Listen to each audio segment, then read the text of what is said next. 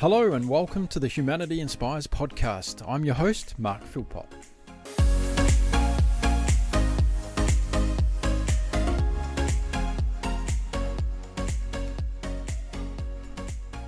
Hello everyone, welcome to the Humanity Inspires podcast show. I'm glad that you found us. I'd like to know how you found us because, we need to know all that sort of stuff when you do podcasts. How do people come across it? Most of it I find is by word of mouth. People just telling someone they love your podcast. Now, if you didn't know, I have two other podcast shows. The first one is the Global Travel Channel. That's been going for over a year. I speak to people all over the world about their amazing travel adventures. There's over 150 episodes for you to listen to. You can download that at all your favorite podcast distribution outlets like Apple Podcasts, Stitcher, Spotify, iHeartRadio, Google Play, and a host of other places. And then just recently I started a show called the Global Business Podcast. The goal of that show is for us to talk to business leaders and business owners across the world during these COVID-19 times and try to inspire each other through innovation and education and helping each other come out of these difficult times in a better world for business. That's what that one's all about. And this one is my talk show. Yes, this is just where I have a general conversation with interesting people all over the world about whatever's going on in life today. So it can go anyway. And today's show, I'm sure, is going to be fantastic because I have another great guest lined up. How about we go over and meet him right now? Greg Schwem, how are you? I am great, Mark. How are you? Well, on one hand, I'm fantastic. On the other hand, I'm a little bit sad and reflective today. Because? Well, unfortunately, I've had a couple of friends that have lost family members in the last couple of days. Oh, boy. To COVID?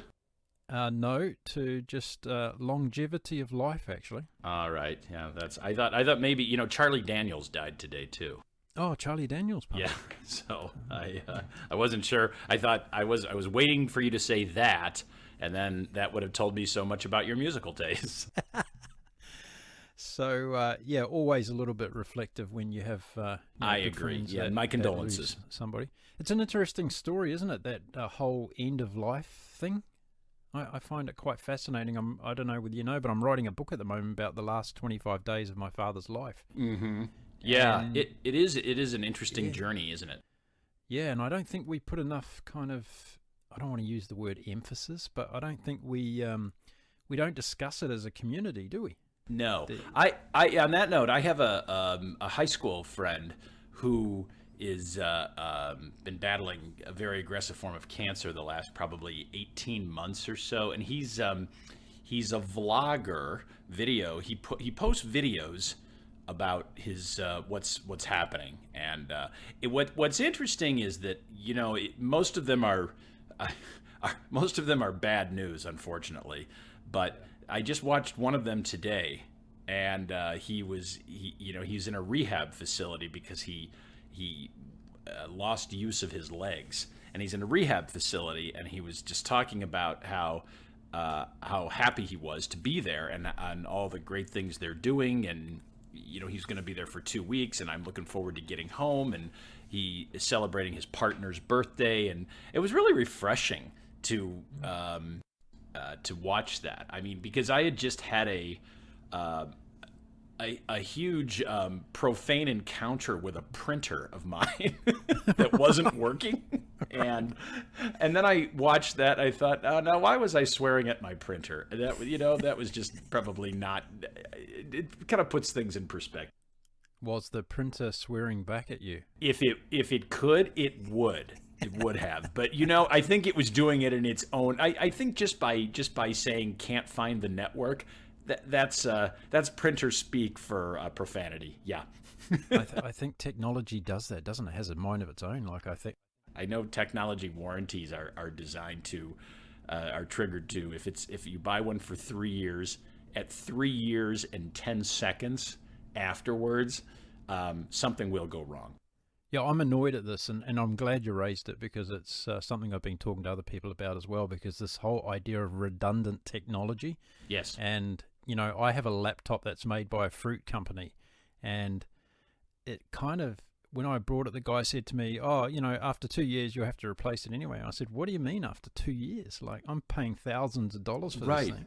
Yeah, isn't it amazing how they just casually say, "Well, you're going to have to get a new one." Not, I mean, the idea of fixing stuff. I tell you, my TV went on the fritz. My flat screen television went on the fritz right around December of this past year, and out of and I'd only had it for about 2 years, and the guy that did all of our surround sound speakers just comes out and he goes, "Yeah, it's fried. Get a new one."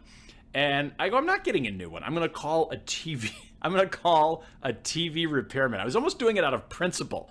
My wife says to me, she says, "By the time you get the repairman out here, we could just go get another one at Costco." And I don't want to get another one. I want someone to fix this one, which is only 2 years old. And first of all, try finding a TV repairman. And then when I did finally get a guy to come to the house, and 1 week went by, and 2 weeks went by, and 3 and 4 to get a quote-unquote part. And finally, I just bit the bullet, and I said, "Forget it, I'm getting another one." So now I'm on my third TV in like 5 years. Well, I got rid of mine. I just said enough was enough, and haven't had a TV for a year now. Oh, wow. Yeah, but you're doing like 27 podcasts. When do you have time? I think in the last week I've done more podcasts than most people have dinners. Right, exactly. Which one am I on, by the way? I know you have 3. So I'm not telling you. It's just you're not. Okay, I kind of like the freeform flow of talking to you, because so not only do I not even know the questions for everybody who's listening out there, I don't even know what podcast I'm on. Well, for a guy like you, it should fit you well, because you don't like being put in a box, right? That's true. I like winging it. I've always liked winging it. As if you're a stand-up comedian like I am, you better know how to wing it. So when I said, "What are we going to talk about?" and you said, "I'm not telling you," I thought to myself, this is great. Now, a lot of people listening will know the accent, but tell people where you are actually in the world. I live just outside Chicago. Do I have an accent? Yeah, you do. I do? Oh, Yeah. I always thought people from the Midwest were the ones that, not all of us didn't have accents. Everybody else did. But, I guess there's probably a little bit of Chicago. But I'm not really Chicago. Like, I don't say, "That'll be $3 for the boat of yous." That's Chicago. Chicago. So I like to think that I'm pretty, but I guess you could probably listen to me and say he's from the Midwest. I'm just thinking of all the people around the world that are relating to it being, first of all, an American accent, and then trying to work out from there whereabouts in the US you're from. That's right. I keep forgetting you interview people from all over the world. So yeah, we could probably maybe make it a little more general and say, yes, he is American.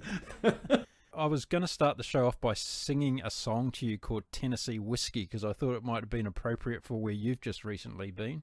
Mm-hmm. Tell us, where have you been? Yeah, I was in Tennessee. That was the first trip I've taken. I mean, I fly with my job as a corporate comedian. I mean, I'm used to flying about 100,000 miles a year, and since the pandemic started, and of course that all got shut down. So I have relatives that live about 40 minutes outside of Knoxville, Tennessee. My sister and brother-in-law, and now my mom lives there too. So pretty much everybody in the Schwem family has immigrated to Knoxville, the Knoxville area. So I took the family and we went and saw them for a few days. And that's as far away as I have been from Chicago since mid-March.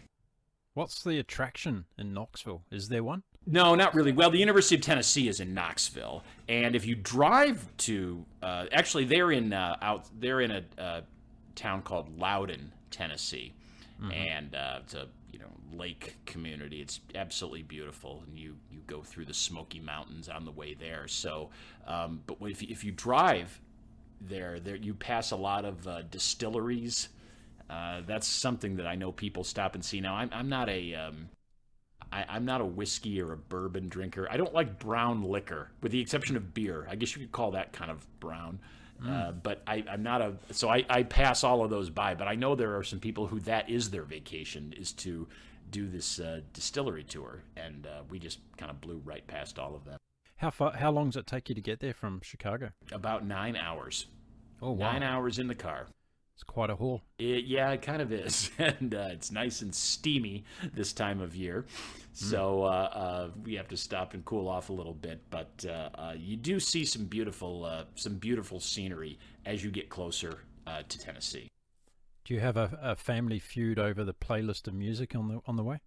Well, it's kind of who's ever driving. And my wife and I did all the driving. So I got to listen. And I'm the early driver because we start about 5 a.m. So everybody just piles in the car. I have a wife and 2 daughters, and they immediately fall asleep.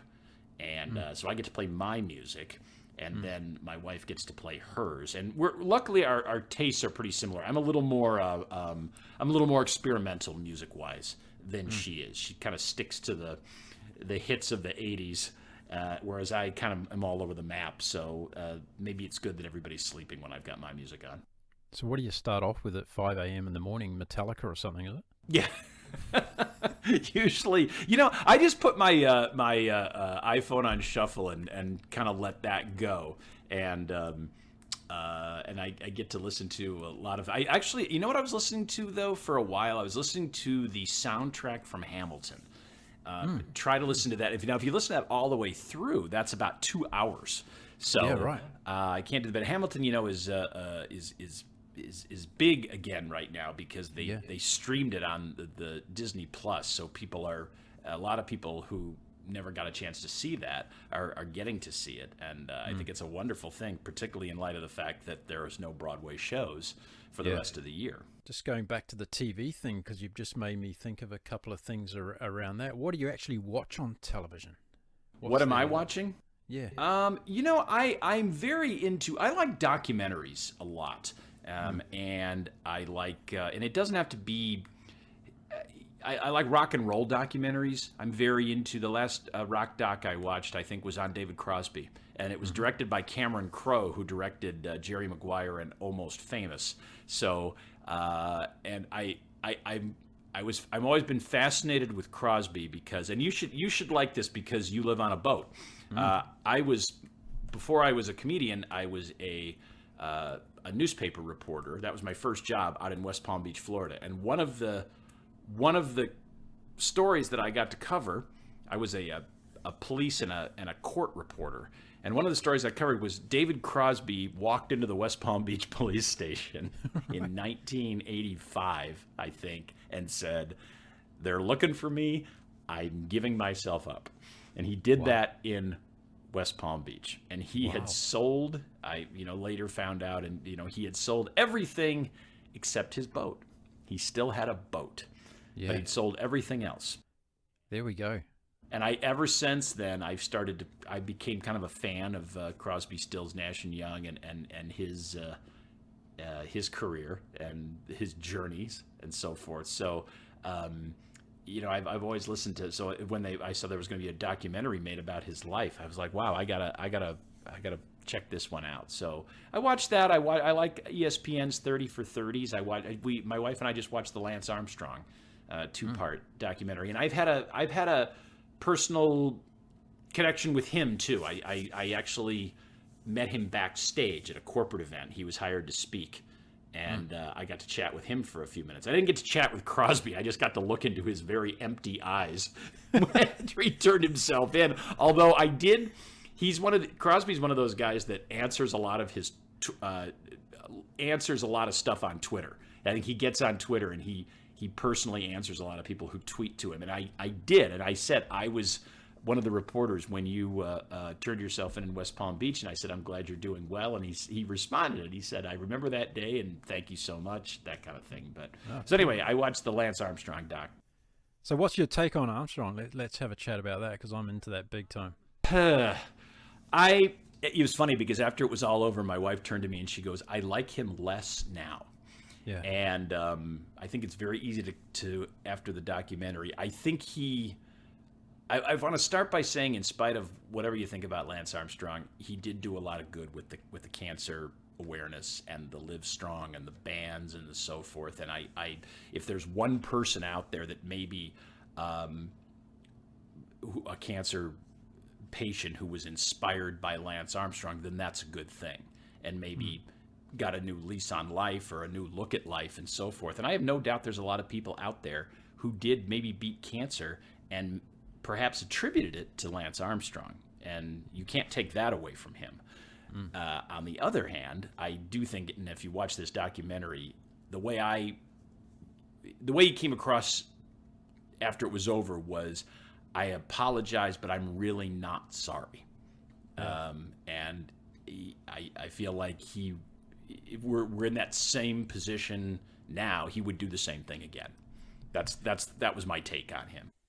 Do you think if he was the sort of guy that was able to handle himself better, in particular in front of the media when he does these sorts of things, and he wasn't so arrogant, do you think that the public would have moved on and forgiven and allowed him to go on? Because I think part of his... I think that was one of the things that was really holding him back, is you hit it on the head. I think I remember this when people were challenging him, the media was challenging him, he wasn't just denying it, he was just antagonizing the media, like, how dare you even ask me that question, and really making the media feel stupid for asking very relevant questions, I think. They knew the truth, and I guess this is the whole thing about this professional sporting landscape, is that whole generation, and I'll go as far as to say, I'll put my neck out on it now, that they're still doping today, and the fact is that it is impossible to do the Tour de France for that distance over that time period without much recovery in between, in terms of overnight recovery. It's humanly impossible to do, and especially that race. a year after beating cancer. Your body's just not. I mean, I alluded to my high school friend. I can't imagine, after seeing what he's been through, if you said, okay, a year from now he'll be racing a bike and beating the top athletes, I would say you're crazy, and nothing, you know. And you're a former professional tennis player. I mean, can I ask you, was there whispering, without naming names? Yeah, there always has been. What I'm really interested about this particular conversation across all of the different sporting professions is that it's going on in just about all of them in some way, shape, or form. You know, men's professional tennis has been, you know, there's another inertia that's relevant there in terms of just like what's going on in the cycling world.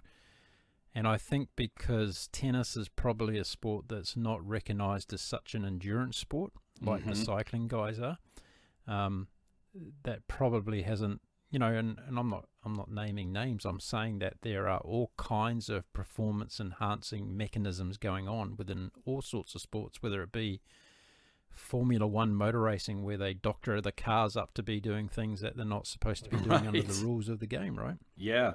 I mean, there's now look at golf. Now the focus on golf is on this Bryson DeChambeau, who now is saying, you know, he has an exercise regimen, and he's consuming these high protein shakes and things like that, and now all of a sudden he's driving the ball 380 yards, and now that could be true, but I think the spotlight is going to be on him too.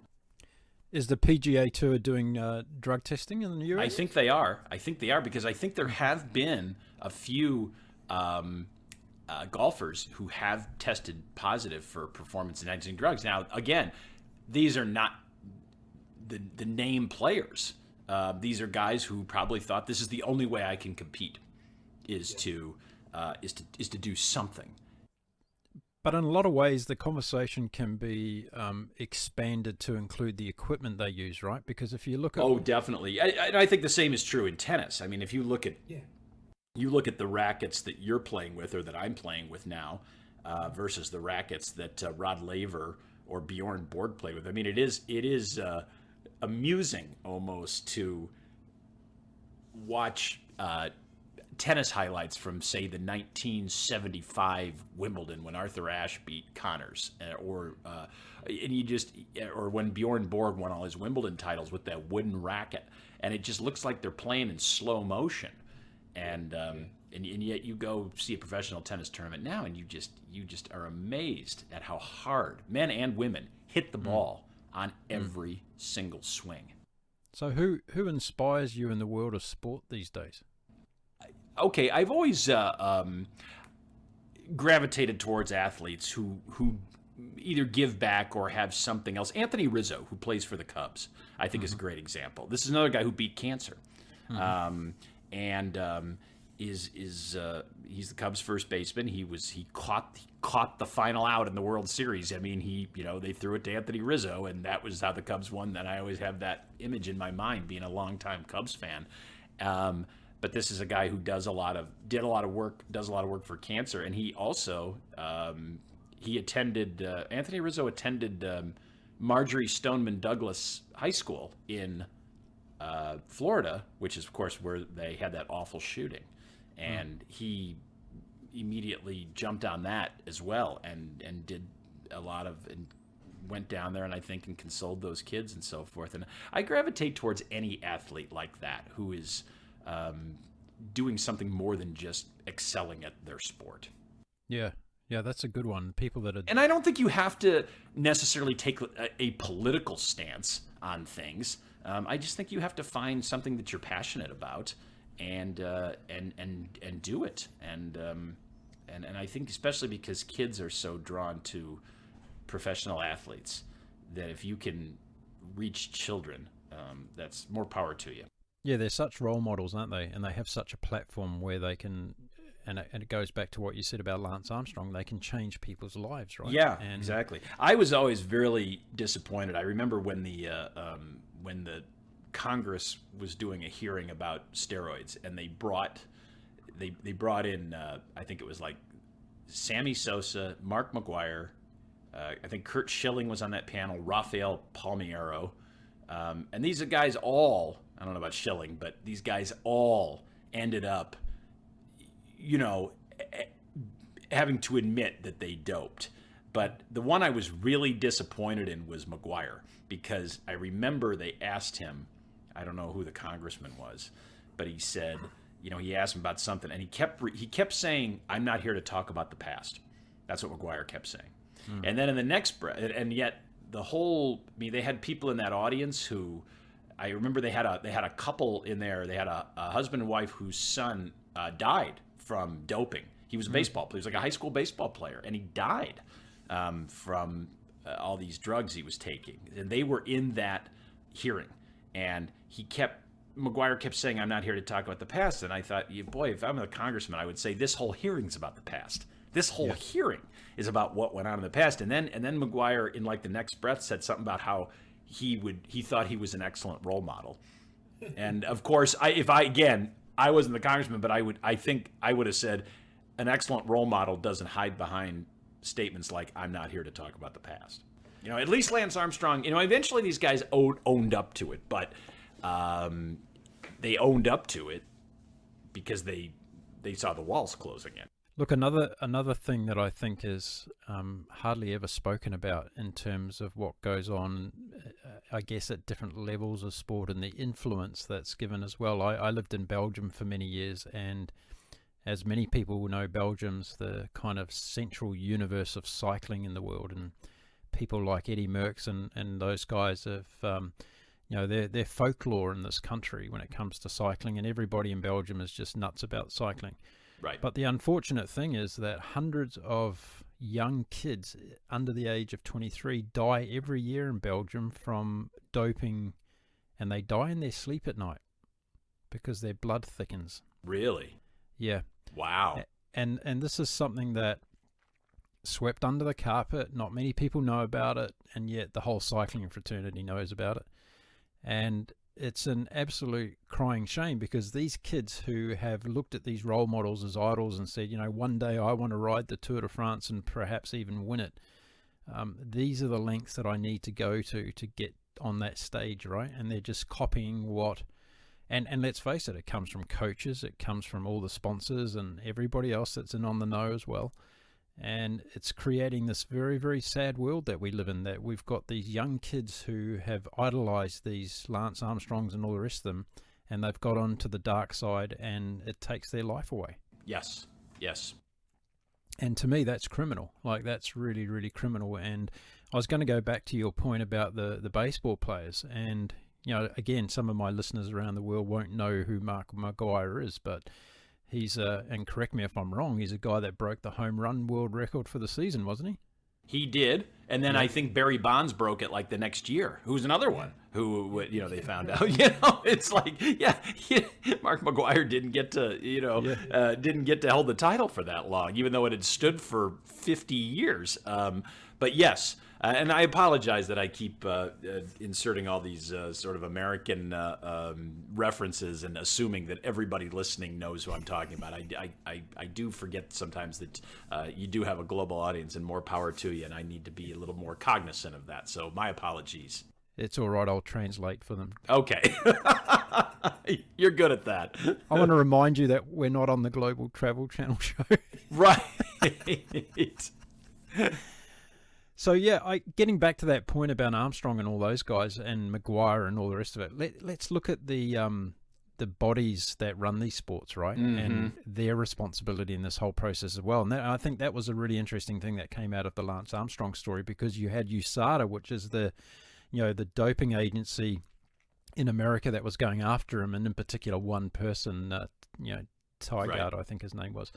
And, he was after Lance Armstrong from the beginning, but he was also after cracking open the whole USPS sponsorship deal and looking at how the sponsors knew all about what was going on because they wanted to ride the winning train, right? Mm-hmm. Exactly. And if you look at coaches and you look at affiliations, look at the Russian Olympic situation at the moment with the doping in Russian sport, right? Right. You've got right from the top of the Kremlin. It flows all the way down through all the different sports federations within Russia. And that's the systemic problem that we have with doping in sport worldwide. Yeah. And if you're a clean athlete, I mean, just that's why I asked you about, knowing what was going on the tennis tour and so forth. I mean, just the fact that you're across the net or in line, in a cycling line with somebody that is cheating, and you're doing your best to you've done all this training and built up your body through natural means. And I just can't believe how devastating it would be just to know that there's people that you're competing against that have a boost that you've chosen not to include in your training regimen. I can't imagine. I can't imagine you looking across the net as a professional tennis player and knowing you're probably going to lose to a guy that is bulked up or can get to balls faster than you could. Just because of what he was putting into his body. I think it's different across different sports. I think if we're trying to compare apples with that, if you look at somebody who's doing such an intense endurance sport like the Tour de France, for example, over multiple weeks, over incredibly difficult terrain where the body's being pushed to beyond its limits every single day, versus a 2 to 3 hour tennis match, we're talking about the chances of somebody who's a clean athlete being able to be successful in a tennis game versus somebody who's a clean cyclist trying to win the Tour de France is so far apart. Yeah, I'll give you that. And same with weightlifting, right? So if you're just trying to push up some weights, and you've got a steroid bulked, growth hormone wrestler looking at you versus you coming into the gym in your lycra. Is it pink lycra you're wearing at the moment, Greg? No, I'm not wearing pink lycra, but thank you for asking. Okay. And that's why we're only doing this via audio. If you dance into the gym in your pink lycra outfit trying to lift 100 kilos, then, it's a different story. Now, what about American football, though? I mean, doping is rampant in American football, though. Look at that. I mean, these guys, that's a contest that lasts for 1 hour, and you're not even in the game the whole time. I mean, these guys... Right? These guys come in and for 2 plays and then they go out. So what's the NFL stance on that? Are they cracking down on druggies in the sport? They are, and they're testing, but it doesn't mean that guys still aren't doing it. I think that that's a sport where people are trying to game the system and again, look for that edge where they can't be caught. So, I mean, because you're still seeing and hearing about players that have been busted for it. I think the whole testing thing's a bit of a white elephant as well. I've got a good friend of mine who's actually in one of the drug testing federations in the world of elite sport, and he tells me quite often about how those that are cheating are 2 generations ahead as far as what they're taking and how they're taking it. upon any of the testing regimes that are currently out there. And we've got to understand that a lot of these testing laboratories and organizations around the world are incredibly underfunded. They don't have the resources available to be able to keep a lid on all the different sports people within the federation. They're trying to introduce things like the biological passport program in cycling, where they map out an athlete's history. They're trying to turn up at unexpected times at people's homes, and there's now penalties for you not appearing available for a test, 3 strikes and you're out, that type of thing. But the fact is, and the reason I say quite categorically that I think and I believe personally that the every single cyclist more or less in the Tour de France is still doping, is because the micro-dosing regimes that are out there today are very sophisticated.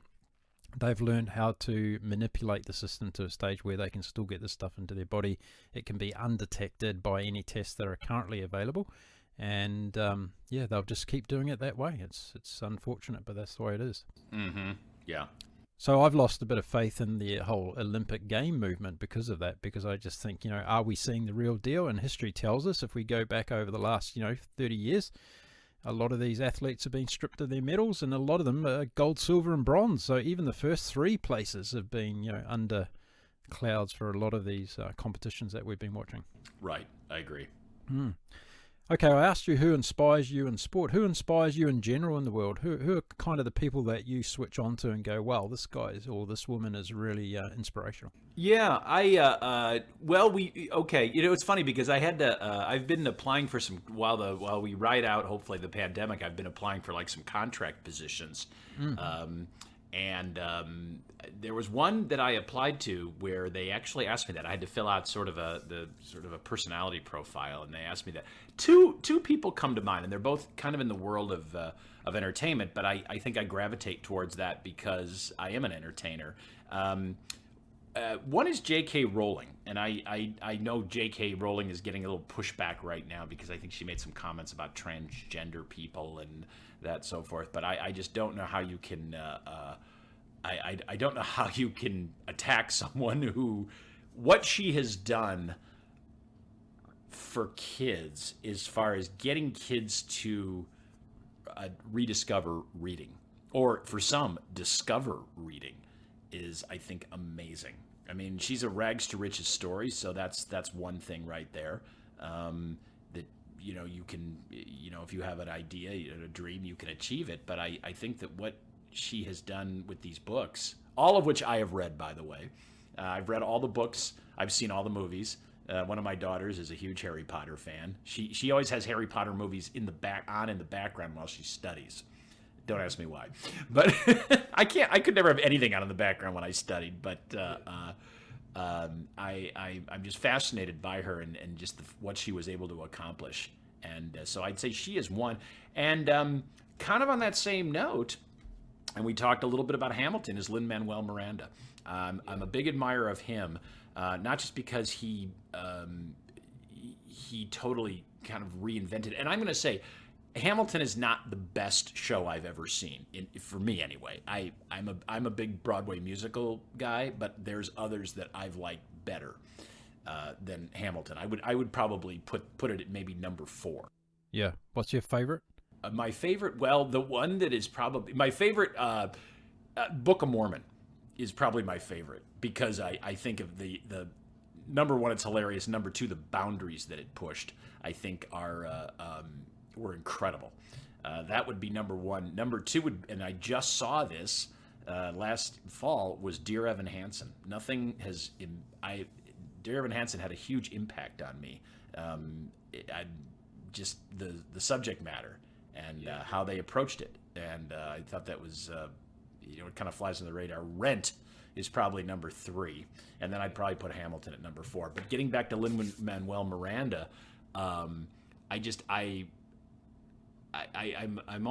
really admire his humility, and I follow him on social media, and he's always very he doesn't get political, doesn't put his personal opinions into a lot of issues that are going on. He's just very upbeat and wants people to just be nice to one another, and yet he's also kind of made it cool to see plays. And that's another thing that I think our younger generation has kind of gotten away from is the arts. And whether it's reading, whether it's going to see theater, live theater. And so those two, J.K. Rowling and Lin-Manuel Miranda, I think have brought something back that was disappearing. I'm interested to ask you, as a result of these people that inspire you, and I'm interested in general how people kind of react to these inspirational role models, I guess we can call them in some way. Do you actually take anything from them that they may be like, or practices that they practice, and actually adopt it into your everyday life? I think, yeah. And I think that the idea is, first of all, don't let people, when people tell you no, just keep pushing. That would definitely be J.K. Rowling, because I believe I just read about that her initial manuscript for Harry Potter and the Sorcerer's Stone was rejected by about 10 different publishing houses.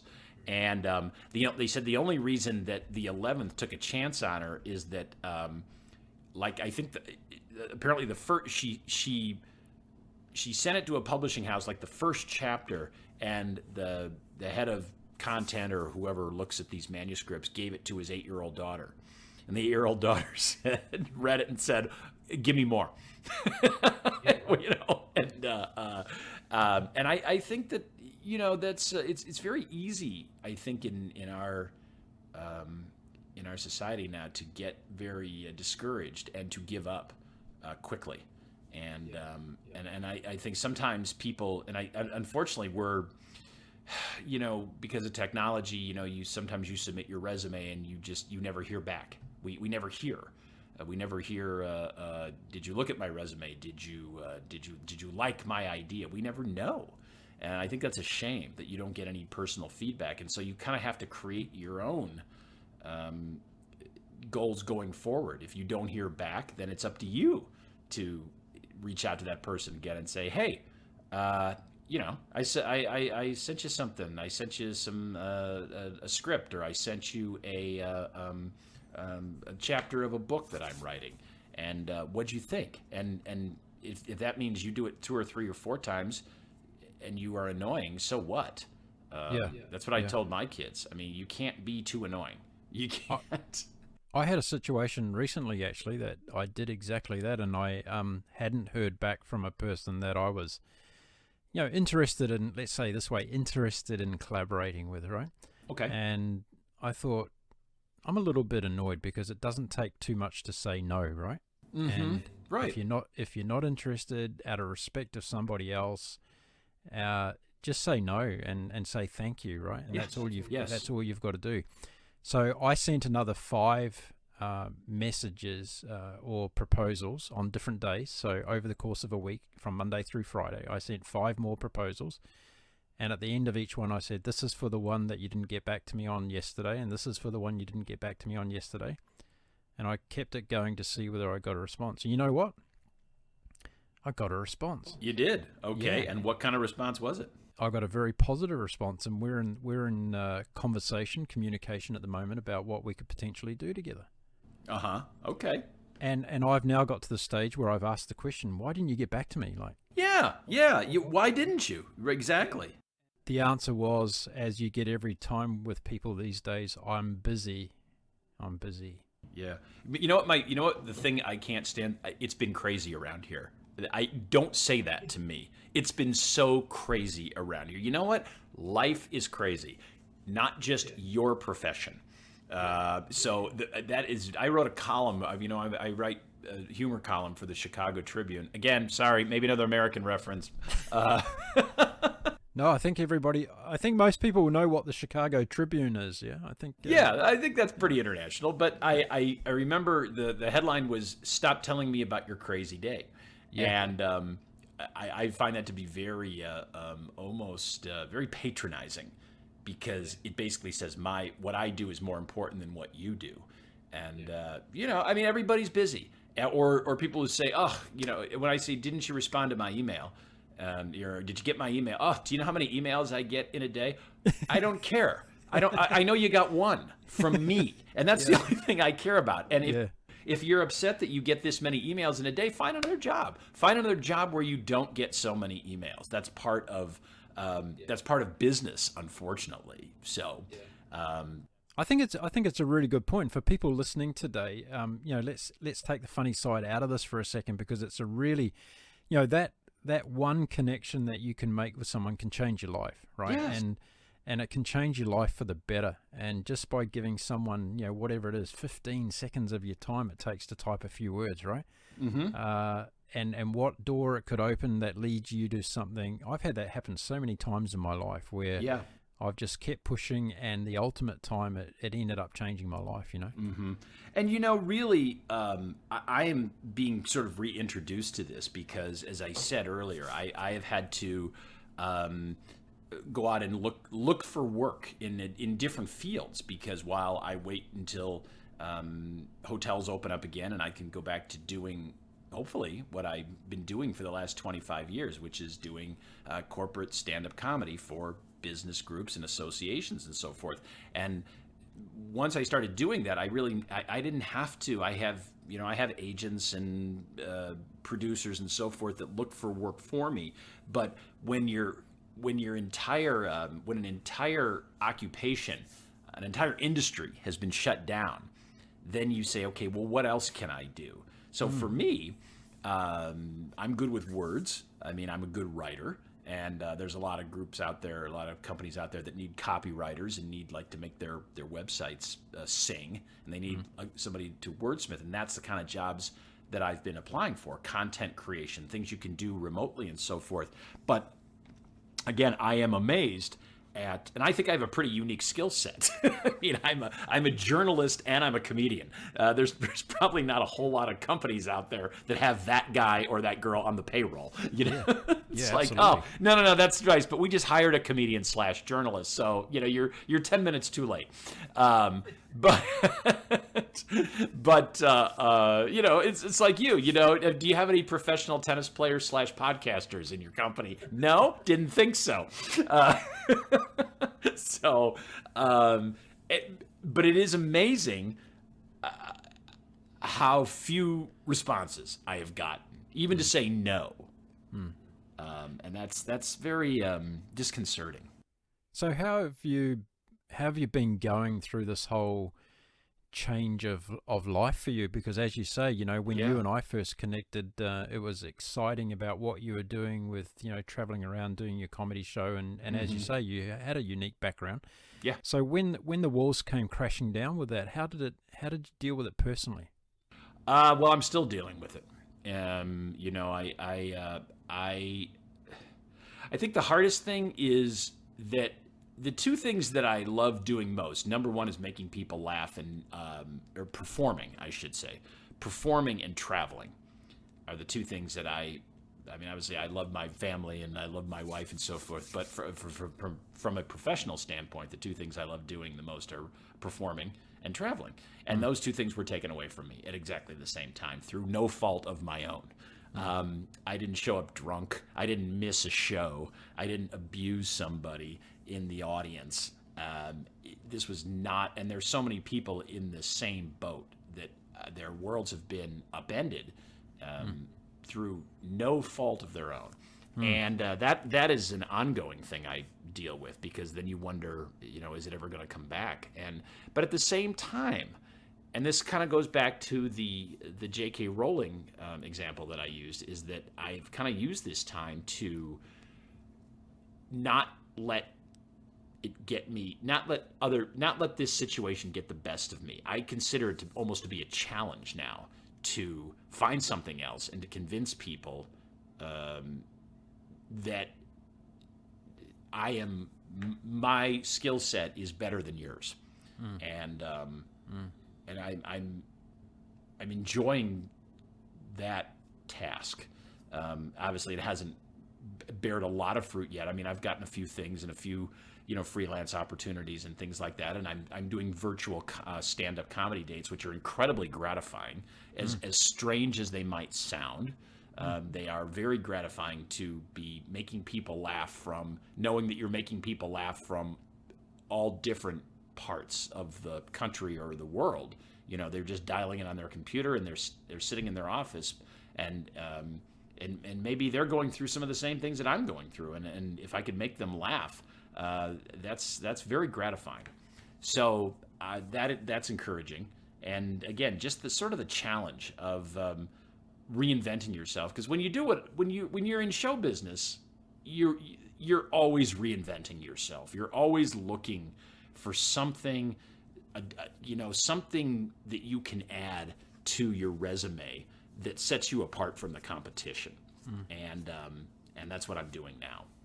Have you adopted any new rituals or practices to help in this area? Not really. I have always, it's not like, oh, I'm going to get up an hour earlier, or I'm going to start my day with yoga to clear my mind or something like that. No, not really. I mean, I've always been a very aggressive self-promoter, and that's certainly something I'm doing now.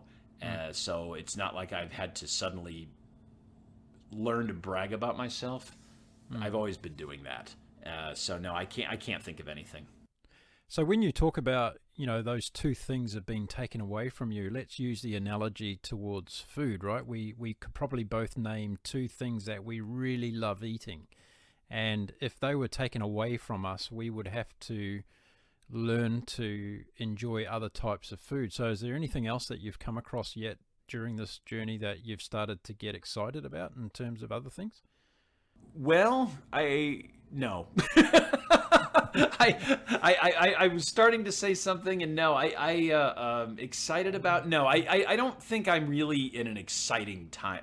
No, there's nothing. I want to, like everybody, I kind of want to get back to the way things were. I don't think I'm going to get back to the way things were. I think entertainment is going to be changed forever. And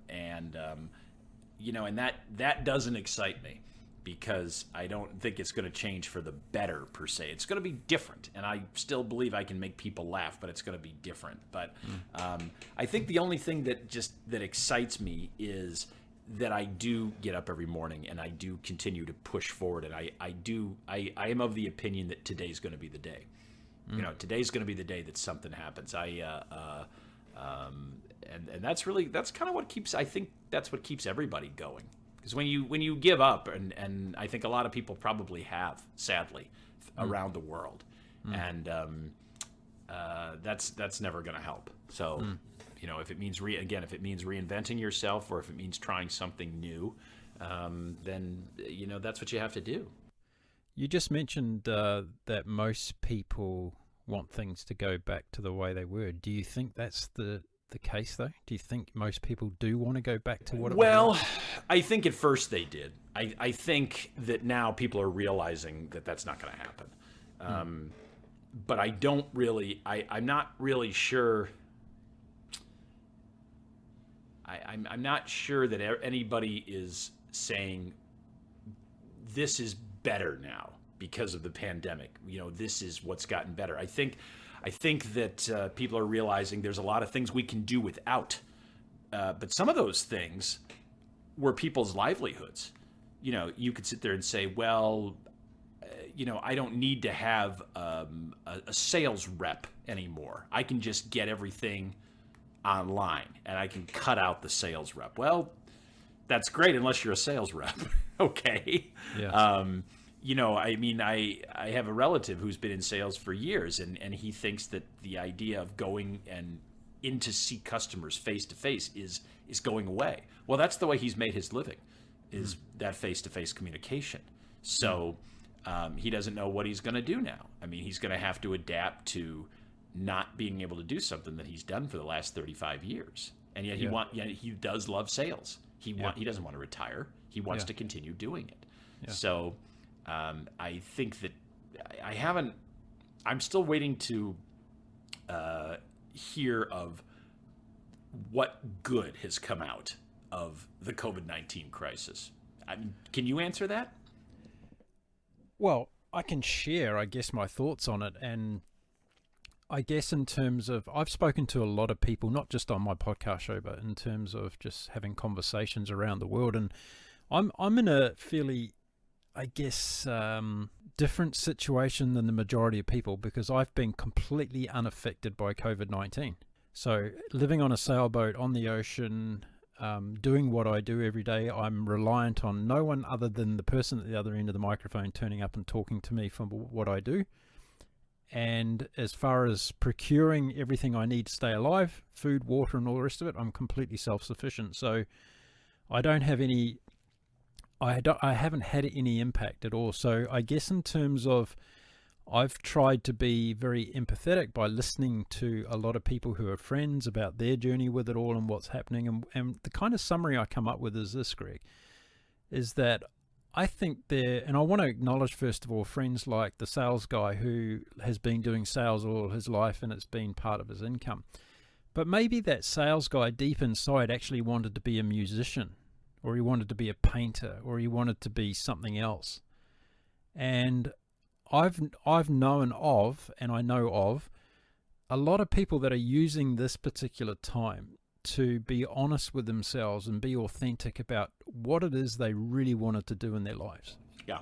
And to use this period that we're right in now as a stepping stone and a transition process into the new future, because let's face it, we're still not out of this yet. And the fact that we can't travel internationally and a lot of borders are still closed, and in Australia we've got another outbreak, so they've cut off one of the states here in Australia overnight. So this is all still impacting people in different countries in different ways. You look at South America, it's blowing up over there, right? And people are in dire straits. So I think in terms of the lockdown period, I think has been so good. I was talking to a lady yesterday in the park where I walk my dog, and she said to me, and she must have been, I guess, in her early 70s, and she said, "Oh, I've loved this period of time because I've seen my young family more than ever. The grandkids are coming over to visit.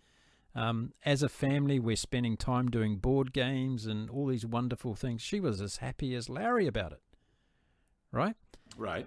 And I just thought, yeah, there are many benefits that perhaps we're not seeing or we're not talking about, that are happening as a result of COVID-19. Now, that's not taking away anything from the poor people that have lost someone to the disease or, the virus, and all the other, losses of jobs and all the rest of it. But I'm the guy that's always looking at the glass half full, and I'm saying, well, maybe this is just the opportunity you needed. It was just the little kick up the backside to say, get out there and chase that dream that you've always wanted to go after.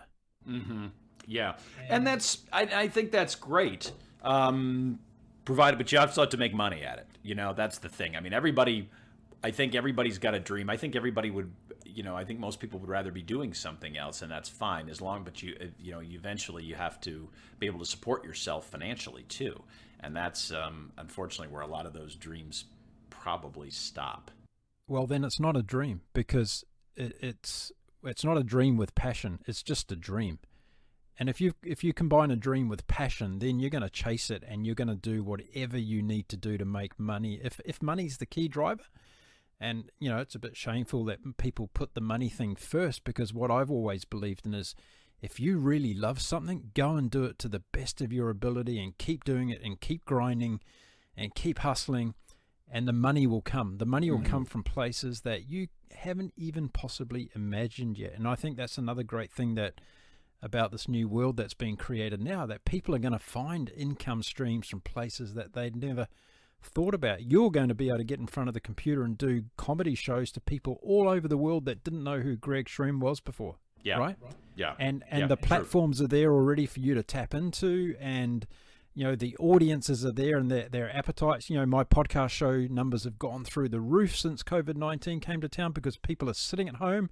They want to be entertained. They want to listen to stuff. They're searching podcast libraries like they never have before, and they're finding all sorts of stuff. So, I was one of the ones that thought when COVID-19 happened, oh my God, my podcast is going to go into the ground, because, people are just not commuting to work anymore. They're not listening to podcasts. But the opposite actually happened. Mm-hmm. And I think that's a real wake-up call to us all, to say there are so many more opportunities now because of COVID-19, what it's forcing us to do, right, whether it be introspective in our lives and our well-being, right through to what it is we do every day that we want to make a coin out of. Just my thoughts, Greg. Right. Okay. And good thoughts, all. So I understand, and I want to acknowledge that, a lot of people are struggling with it, but I guess that's where something else comes into it that I think is really important. And a lot of the people that I've had on my shows lately, I ask them this question. I say, what's been a really critical thing on your pathway to success, whatever you determine success to be? And a lot of those people are not focused on money. They're focused on doing what they're passionate about doing. Mm-hmm. And the key thing that comes up a lot of the time, and I would say 99% of the guests say to me, having a mentor and having somebody that I can bounce ideas off and trust and coach me along the way. Right. That has been paramount to my success. And I know a lot of people who are out there, starting a business, doing something by themselves and trying to get stuff off the ground, and they don't have that support mechanism in place. And I think it's vital to have that. Yeah. I agree. And I also think, for me, kind of backtracking a little bit about, it wasn't necessarily the money thing for me. I quit journalism, but I quit journalism to be a stand-up comedian. So I quit a pretty good career that I had going for me, being a TV reporter. But I was a comedian, became a comedian because I never wanted to look back and say, I wish I'd tried that. And I think there are probably people who just agonize over that every day, and just I wish I'd gone to cooking school, or I wish I'd finished the screenplay, or I wish I'd gone in on that business. And that was what inspired me to try stand up, and it turned out to be the best decision I've ever made, even though everybody thought it was crazy. Have you written an ebook yet about your transition from being a journalist to a comedian?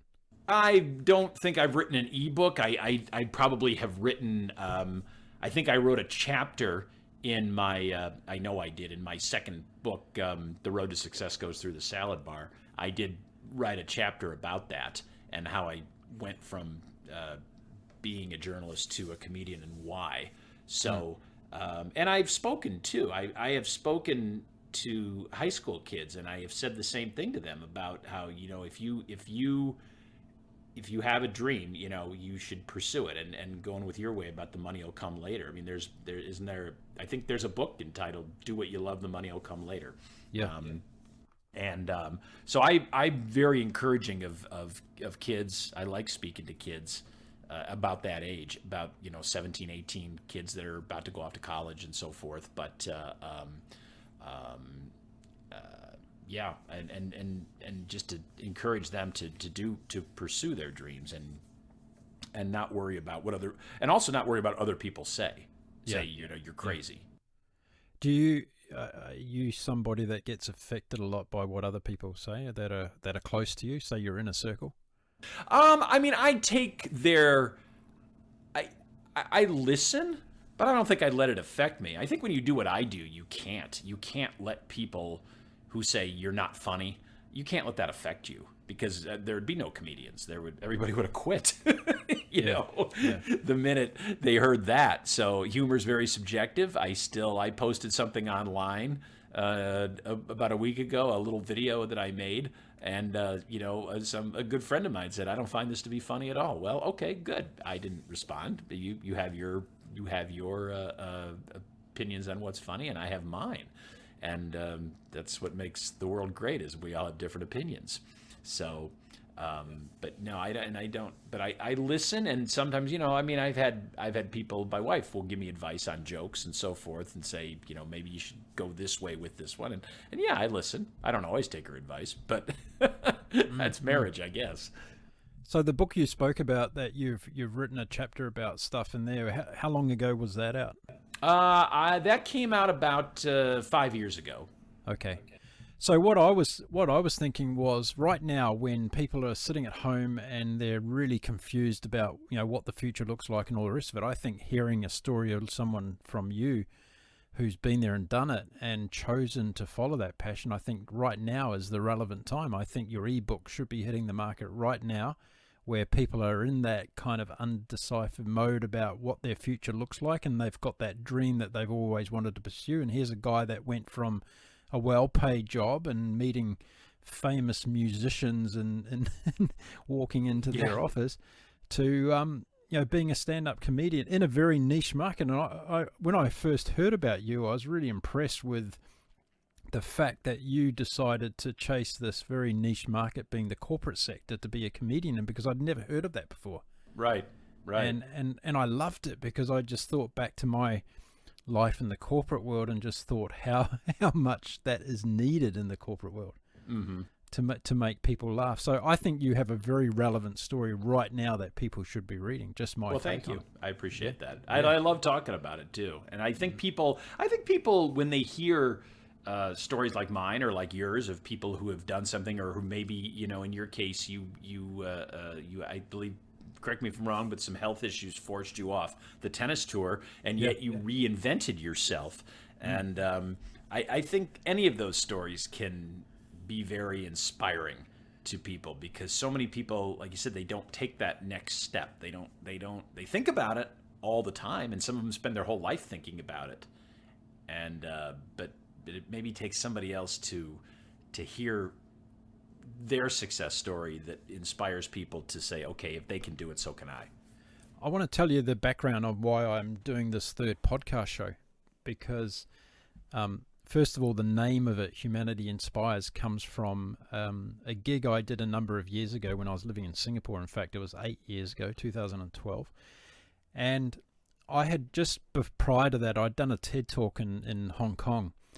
And I remember, and this will probably refresh your memory about your first time on stage as a comedian. I was sitting backstage of the TED event in Hong Kong, and around me was a plethora of celebrity people who were going to get up on the stage and talk about their incredible life and what they were doing and all the rest of it. And here was I, and I was invited to get up and talk about what I was doing. And at the time, I'd only just started my journey, so I hadn't even done half the things that I was talking about. It was more of a vision sharing idea that I was giving in my TED Talk. And I had a guy sitting next to me in the green room, and he was knocking back a flask of whiskey or vodka or something, and he had a pair of flip-flops on and a pair of kind of linen pants that were about 8 sizes too big for him. And he looked like he'd just come out of the jungle. And in fact, I was correct, because he had come out of the jungle. And he got up on stage before me, and he made this incredible presentation about this incredible project that he was building in Indonesia, and not a vision, he was actually doing it. And I was trembling in my boots by the time I got up onto the stage and did my TED Talk. Anyway, I came back from that TED Talk experience, and I sat down and I reflected on it. I thought, wow, this whole TED thing is an amazing platform, to hear all these inspirational people talking about their incredible ideas. And then I focused on the word ideas for a minute, and I thought, hang on a minute. Yeah, a lot of these people are talking about stuff that they haven't actually done, but they've got an idea on how they want to change the world. And I thought, wouldn't it be great to do an event where you actually had people coming in that had done something to change the world, that actually walked the talk, Right. So I went back to Singapore, where I was living at the time, and I decided to create an event that would do that. And it was called Humanity Inspires. And the fact was that I was running, and I have an organization called Humanity, which is a not-for-profit organization.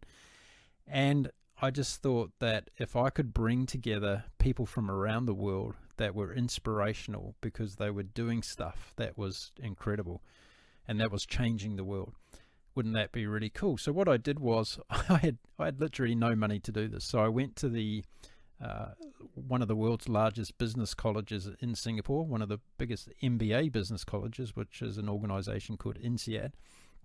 And I said to them, hey, this is what I want to do. You guys want to be partners with me and help me out?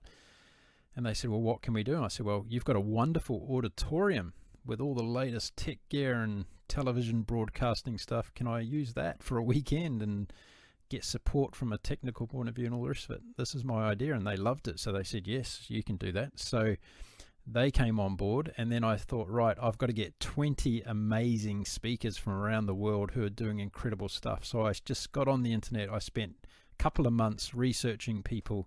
I sent off invitations around the world. And woe and behold, this was my remit. I said to these people, I want you to fly to Singapore from wherever you are in the world at your expense. I've got nothing to give you other than 20 minutes on stage to talk about your incredible life journey or the project that you're doing. And you know what, Greg? I had 20 people respond to me within 3 or 4 weeks who categorically guarantee that they were going to fly to Singapore and to stand up on stage and do this for me. Yeah? That's amazing. It is Good amazing. for you. But what transpired was even more amazing because I decided, right, I've got to try and help these people some way. So I decided to sell tickets to the event. So we put it online, and with the help of volunteers, that's all I had at the time was volunteers, and we sold out the auditorium within 4 hours, okay? And we put a pretty hefty price on the ticket prices. And we're talking about 1,000 people in an auditorium within 4 hours sold out of an event that had never been staged before and that no one knew anything about. So these people came, the guest speakers came in from around the world, and I thought, this is going to be a whole day event. It's going to be a long time for people to sit in a chair in an auditorium and listen to people talking. So I decided to create an environment where it was a lot more entertaining other than just guest speakers. So we got musicians in from around Singapore who were people that were busking in the streets and trying to get their music heard by other people and, getting their footprint out there a bit more. So we got a few musicians in who would play their respective songs during some of the break times, right? Right. And then I reached out to a third group in the community, and that was anybody that had just written a book and they wanted to do a book launch. That I had 1,000 captive people sitting in a room that they could get up on stage and promote their book for 10 minutes. And they could set up a stall outside and sell their book, right? So woe and behold, on this particular day, we had 20 people fly in from all over the world who were inspirational people talking about their amazing projects. We had musicians who were buskers and people who wanted to get their music known. And then we had 3 or 4 people who had just written a book who wanted to launch and sell their book at our event. And it was one of the most inspirational days of my life. It was just incredible. And we had people in the audience in tears, being inspired and motivated. And one story stands out from that day right now to me, and it was a young boy who was a Chinese boy, and he was 17 years old at the time. And he came up to me afterwards and he said, "I've been so inspired today, I want to change my life, and this is what I'm going to do." And I said, "What are you going to do?" And here's me thinking he's going to go to school and do a specific subject that he wanted to focus on. He said, "I'm going to quit my university course and I'm going to walk around the world." And I said, "What?" And he said, "I'm going to quit my university course and I'm going to walk around the world." And I said, "Why do you want to do that?" And he said, "Well, all these people today that you've had as speakers, they've inspired me to see all their countries and the different things they're doing. And I think walking would be a really cool way to do it." All right. And I said, "Okay." Forrest Gump. I said, "Okay, so you're going to go home today and you're going to tell your parents that you went to this event and you got inspired to leave your university course to go and walk around the world." I said, "Please do not mention my name." Right. Yeah, you and I never met. Yeah. Anyway, I decided, long story short, I decided to track this guy. And you know what? He did it, Greg. He walked around the world. Yeah. Wow. And not only did he walk around the world, he did in some incredible stuff after that. And I was just thinking, wow, that was one person in the audience, right? Just one person that changed their life. And I was just so inspired by that. And I thought, right, you know what? I'm going to do these humanity-inspired events all around the world, just like Ted does. And I'm going to get venues and all the rest of it. And I started down that track, and I didn't end up delivering on that because other things that I was doing at the time took up my time, and I remained focused on doing those things. So this podcast show has been an inspiration and the first step back for me to put on these Humanity Inspire events.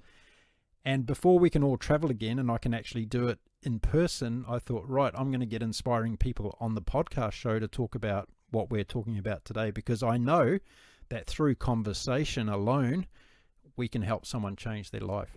I agree. So that's a long story for you, but that's where the basis of this podcast show came from. I think it's a great idea, and I'm honored to be a part of it. So I thought, okay, well, having Greg on today, because, I really, I've got to say, I've watched your journey since you and I connected, and I just thought, okay, if there's anything that I can possibly do in my tiny little universe here to help you get to where you want to go, I want to see you succeed in doing that. So I thought there's a way that a journalist, ex-journalist, now comedian and person that can actually inspire the people listening to this show about transitioning their lives in a really, really difficult time of human history, then you're the man for it. You're the man that can do that. Well, thank you. Those are some big shoes to fill. But I feel like I have the story that can I can step into those shoes because of my story. And and as I said, I'm 57, which I consider to be young, and I feel like there's an awful lot of things I have left to do and that can do. And again, based on the skill sets that you develop when you're charting your own course and you're learning to do things that maybe you didn't know you could do, that is only going to help you in difficult times like what we're in now. Did you have a vision when you were 30 years old what you'd be doing at 57? No, not really. I mean, I had goals. I mean, when I was 30, I was already doing stand-up comedy. I mean, I've been doing this for 30 years now. So, but there are things I've always wanted to, I always thought that I would host a talk show. Now, of course, anybody can host a talk show. It's called podcasting.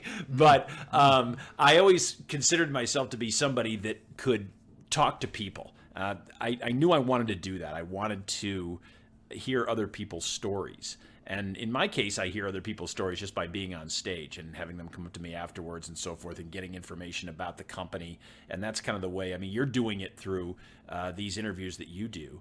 And I feel like I've done that through being a stand-up comedian and also the host of my travel series, A Comedian Crashes Your Pad. I mean, and I started that because I wanted to talk to people and find out about what's going on in their lives. So I just knew that I wanted to make people laugh. And that's always been the goal in some form or another. And that's what I always tell people why I quit journalism. I said I wanted to make people laugh more than I wanted to depress them. And I felt like as a journalist, I was depressing people on a nightly basis. I didn't have a choice. I mean, they told me where to go. This is what's happening right now. This is the news story. Go cover it. And I didn't really get a chance to say, I don't want to cover that. It's really from one extreme to the other, isn't it? Totally. Absolutely. Yeah, it's a total 180. And when I was doing both at the same time, it was even weirder because I would be a journalist during the day and then I would go out and work comedy clubs at night. And that was very strange in itself. Yeah. I want to go back to what we talked about in terms of people that inspire you, and I want to share with you who inspires me at the moment the most, because I think this is a really relevant time that we're living in terms of drawing on inspiration from others is really, really critical, because a lot of the time we don't have the answers ourselves, although inside we do, but we've sometimes got to be inspired by somebody else to get those answers out and for us to be able to move forward into the direction that we're meant to be going. And I've gravitated a lot more in recent times to following the journey of Elon Musk, because I think that what the guy is doing for humanity is an incredible thing, and the journey that he's taken, and it hasn't been an overnight success, and there's been lots of perceived failures along the way, and I think this is a kind of a wonderful explanation of what it's like to reinvent yourself and to be successful in whatever you endeavor to go for. And to think about how cool would it be to put on your resume that I own a rocket ship company. Yeah. I've got the world's now #1 car production company. It just took over Toyota yesterday. Tesla is now the #1 car company in the world, and I'm building an internet in space by satellites for humanity. Like, how cool is that, right? Yeah, that's true. So I've really got into learning a lot more about the human being behind Elon Musk, and last night I was actually watching a video on YouTube about his 10 secrets to success, or what he perceives to be his 10 secrets to success.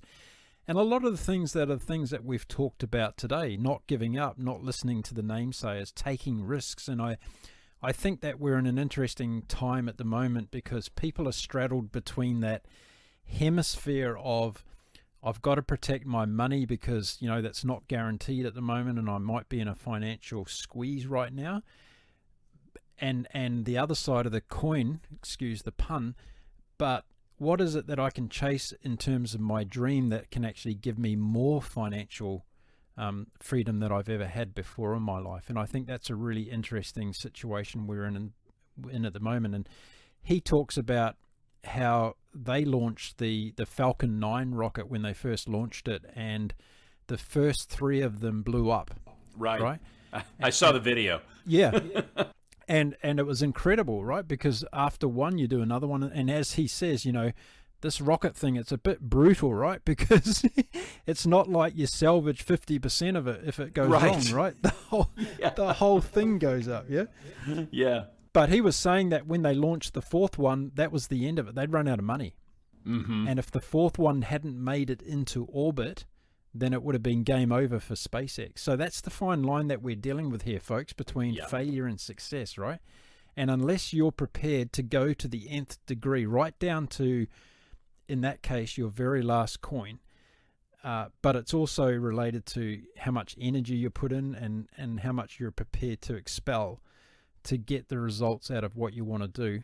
Those are the outcomes that you can have. And of course, we all know what happened with the 4th one being successful, getting into orbit, and now having the ability to put, Dragon X with human beings on board to the International Space Station is just something incredible. I think.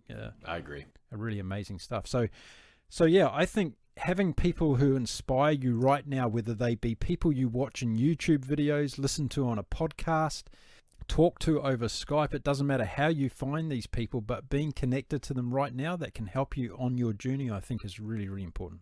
Mm-hmm. I agree. Absolutely. So what else is on your mind, Greg? That's what I love about being on with you. There's no time limit on there. Is there? Well, I don't know. I feel like we've gone through an awful lot of stuff here, and we've bounced from talking about Broadway theater to Elon Musk. That's pretty good on one podcast, Yeah, not too bad at all. To my infatuation with the Cubs and the fact that I don't have an accent. That's all crammed into one little convenient hour and 15-minute segment. So tell me, before I let you go today, then what are the goals for you in the month of July? What are things happening with you and your family, and the things that you've got to look forward to? Well, the first thing is to try and keep my my one teenage daughter calm, because she is hoping to start college in a month. And I think that's hanging by a thread right now, unfortunately. So I'm trying to keep her focused and positive and upbeat and so forth. Yeah. And I think my other goal is to just number one, enjoy the summer. Because I live in a cold weather environment, I do love the summer, and even though there's a lot of things that have been taken away, that I enjoy about summer is to just enjoy the time outside, enjoy nature and so forth. And kind of going back to what we talked about just continuing to reinvent myself and find new opportunities.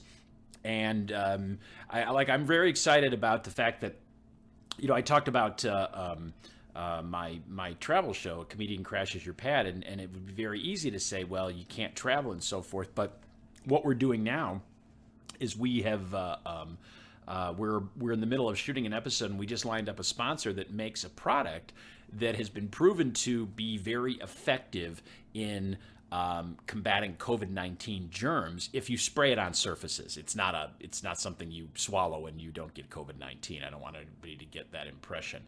But we're about to get a sponsorship, a small one, but a sponsorship through them. And the whole idea is that now, with this, you can travel and you can be socially aware of what's going on, and yet if you have this product, then maybe you can still continue to go out and experience life and not be shut in. So that was something I just learned today. Yeah, and, brilliant. That's exciting. That's exciting. Because tell people about your show, because I love it, and they can get to see it now. So yeah, the show is called A Comedian Crashes Your Pad. That's the name of the website, acomediancrashesyourpad.com. And what it is I became very fascinated with the home sharing market. And this goes back to, Mark, what you and I talk about interviewing interesting people. And I always thought that the most interesting, I thought that someone who rented their home to strangers, sight unseen, had to be a very interesting person. And I wanted to meet those people. And that's why I started going around while I was doing corporate comedy gigs and staying in home share properties and around the country and really around the globe. I've done one in London. I did one in Vancouver. And so it's not limited to the United States. And I have obviously that industry, home sharing, has taken a big hit too. But with the summer here, and people are starting to go back and they're starting to rent Airbnbs and VRBOs and things like that, and I'm ready to get back out there too.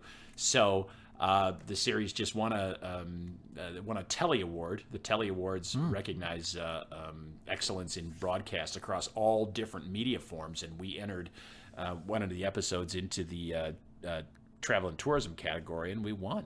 Congratulations! And that's exciting. So I think I think there is definitely an avenue there. I think people like to see what other people do on the road. And I'm going to continue working on that and continue to generate awareness for it. Yeah, brilliant. So everyone listening today, I'm going to put the link to that in the show notes of the show so you can check out Greg's show, because it's not only funny, it is hilarious. I've seen a couple of yeah. Some episodes are funnier than others, but I feel like once you get people talking about about their house and how they live, that's always funny. I love the one where you're laying on the lady's couch and she comes in. Oh, yeah. I just love that. It reminds me that's exactly how my mother would react if you were lying on the couch in the house. Yeah, exactly. She would do that. Thank you. So yeah, check it out, everyone, because it's really cool. And as soon as we're all able to travel internationally, Greg's going to be off around the world again. You're going to come and stay on my boat, Greg? I am dying to stay on your boat. I'm dying to come to Singapore. I've never been there, and as we talked about, I've never spent any real time in Australia too. And yes, if you have an invite, I would love to stay on your boat. I'll even walk your dog for you.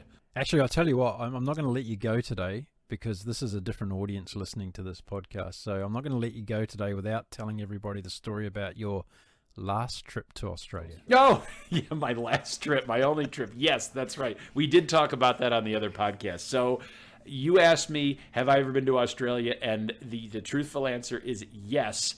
But the follow-up question is, what did you see? And the answer is nothing. I never made it out of the airport. And what happened was, my journey to Australia was I was chasing frequent flyer points because I had to hit that 100,000 mile threshold, and I was afraid I looked at my travel schedule for the rest of the year, and I wasn't going to make it. It was very important. It was actually a personal thing because I knew that my father was ill, and I knew that he probably wasn't going to make it in the coming year, and I needed that airline status just in case I had to jump on a plane at a moment's notice. And if you get really high status, you can pretty much do that. So my wife said, she found me a really cheap flight. She goes, if you just fly to Australia and turn around, you'll make it. That's like 20,000 miles. And we did this in December. See, and I talked to you about how if you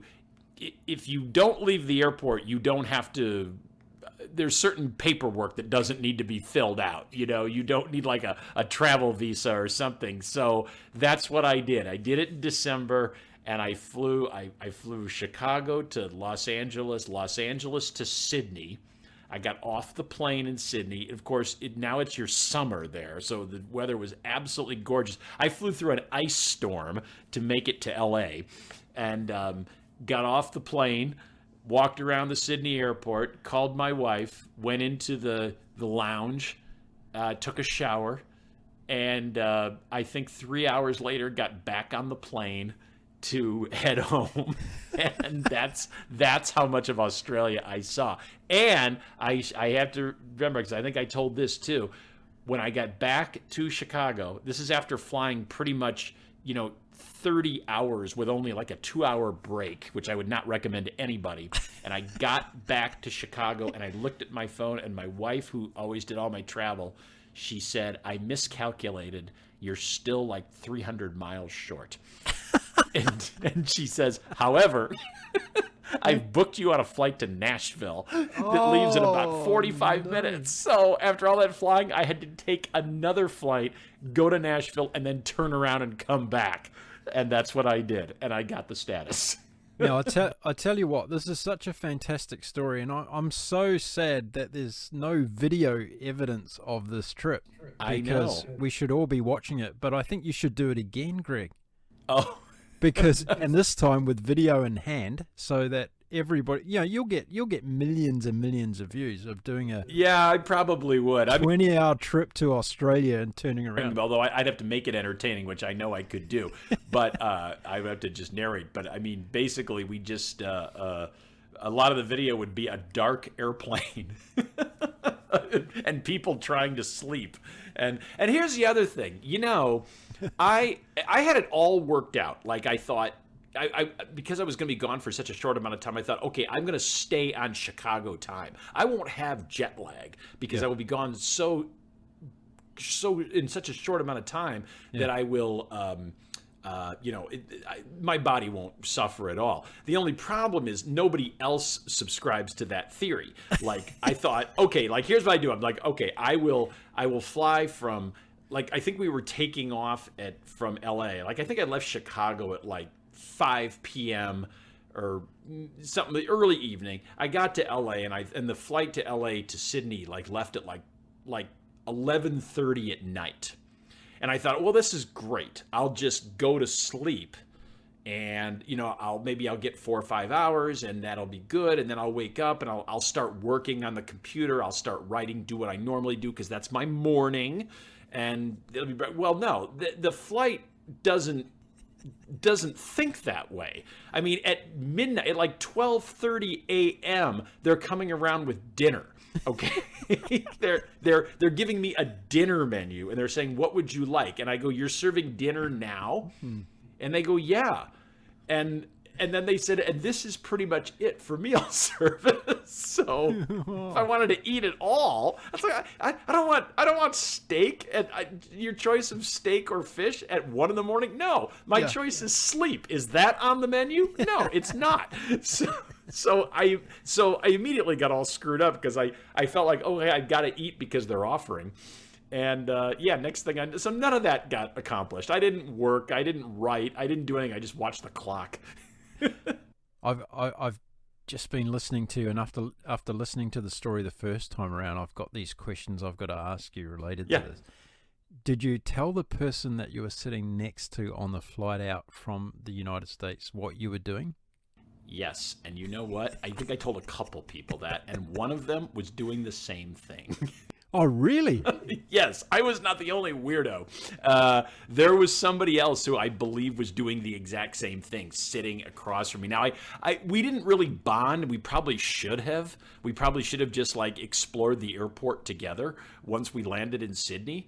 But I'm trying to remember if boy, it's kind of hazy now. But I'm trying to remember. I think I met somebody who was doing the same thing. If not, I talked about a flight attendant. I talked about this to a flight attendant who said there was somebody on a previous flight doing the same thing. So I know that it was whoever I talked to didn't find what I was doing to be that strange. I'm amazed that there are these people that are sitting on flights just to collect miles. I didn't know this was a thing. But when you think about it, I mean, you're just moving your office. And if you can, I did that one year. I did that back and forth to Hawaii. Now I actually could get off the plane in Hawaii and so forth, but I did that once. I also did 8 trips to LA back and forth over a 2-day period. So now Australia is the most extreme I've ever done, but after a while you just like, okay, I put the tray table down, and if there's Wi-Fi working, and I'm really not doing anything that I wouldn't be doing in my home office. Now I don't think as well, my mind isn't as sharp on a plane as it is when I'm sitting in my home office, but at least I got something done. Yeah, that's amazing. Maybe you need to contact American Airlines and see if you can start flying around the US just to go to airports and back. There you go. I can do an airport. You could make a show out of that. Yeah, I like it. Well, listen, Greg, I'm going to let you go. It's fantastic having a chat to you again today, and I really appreciate your time and also your inspirational tidbits that you've shared with me and the audience. It's really much appreciated. Well, thank you. And I really appreciate being asked back on, because I had such a great time with you the first time on the Global Travel Channel podcast, and when I found out you were starting a new one, I thought this is wonderful, because a chance for us to hook up. And I should mention, you and I have talked in the interim too. We talked about a couple of things, just chatting as friends. And I feel like even though we're 10,000 miles away from each other, that we are good friends. And I appreciate having you as a friend, Mark. There we are. Likewise, right back at you. So everybody, I want you to check out Greg Schwem's stuff online. I'm going to put the notes, I'm going to put the links in the show notes for you today, so you can check out all that. He's a great guy. He's doing some great stuff, and we can't wait for you to continue being funny with everyone, Greg. Thank you. Thank you. I can't either. We'll see you again soon. Absolutely. All right. Have a great evening. That's Greg Schwem, ladies and gentlemen, from Chicago, Illinois in the United States. A great guy, Greg. And as I said, I will be putting the links to his shows in the show notes today, so please check those out. If you're looking for more podcast shows from me, head over to globaltravelchannel.com. You'll find over 150 episodes I've done with guests from all over the world talking about their incredible travel experiences. It's not just a travel destination show. We get talking deep and meaningful about how these travel experiences have changed people's lives for the better, as well as their outlook on the world by the countries that they've visited. The other show I have is theglobalbusinesspodcast.com. Yes, I talk to business leaders and business owners across the world about how they're navigating their way out of COVID-19 in an attempt for us to share information and strategies to help each other through these troubled times. So if you're into business, that's the place to go for that show. And if you just want some general conversation and inspiration, stay here on the Humanity Inspire show, because I've got plenty of other guests lined up, and we're going to be doing plenty of shows here as well. So there you go. You've got 3 podcast show options from myself.